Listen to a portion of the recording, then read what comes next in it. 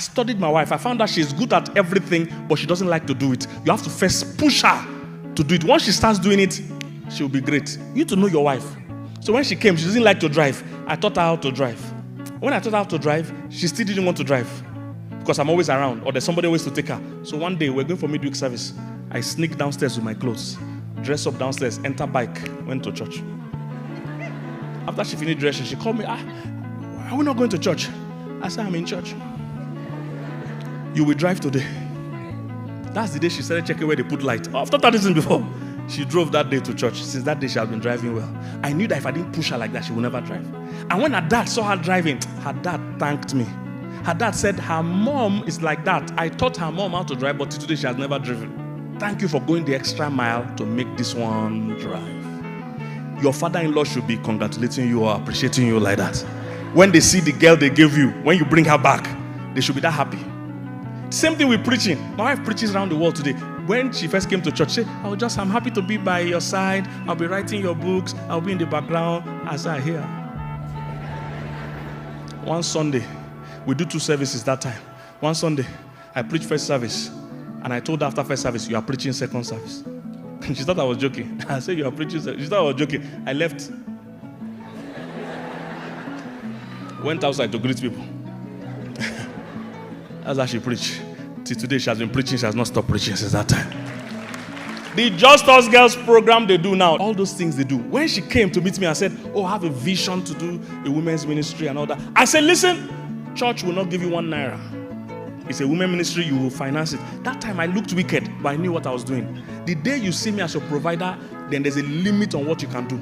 It's limited to whatever I can give you. Men, from today, drop the title provider in your house. It's not every title they give you, you collect. Remove your head, just drop it. You are not the provider. God is the one that is provider. The day you take that title, that family is limited to what you can provide. May your family never be limited to what you can provide. Your wife is the project. Your husband is the project. Go and look at your project. Today you can mark your own result. Look at the woman that they gave you. See how you have finished her. One of my guys came to me.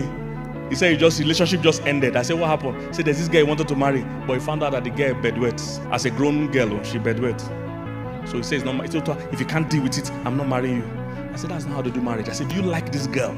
I said, yes. Do you feel God sent you to this girl? I said, yes. I said, then you can't abandon her because she bedwets. That's not how life works. She's the project while you are here. It's not about assets. You're also inheriting liabilities. And no matter who you marry, there will be liabilities. Some are noticeable.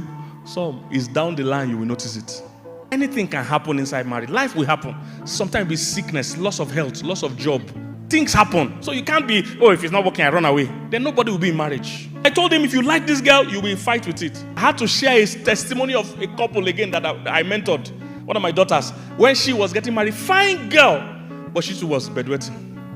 Very fine bedwetter. And a man came to marry her. All the way from the United Kingdom. She has the video on YouTube, the story. And when they were in the courtship, she told the man that I bedwet. I'm sure the man thought it's not serious. And they got married. And true to her vision, she started bedwetting in the house, in the UK. And you know when you bedwet, you have to come and dry your mattress. And there's no children, so we know, why are you drying mattress every other day? The man never blamed her or shamed her. And one day, the man got angry and called her and prayed for her and spoke to that thing. As I command this bedwet to stop in the name of Jesus. And since that day, it has stopped. So you see what a real husband looks like. You cultivate. Not, you see, first lightest problem you see. Hey! These are the jokers we have today in marriages. The slightest problem you run, you will stay there and work on it. That is your assignment. Marriage is not a reward. It is an assignment.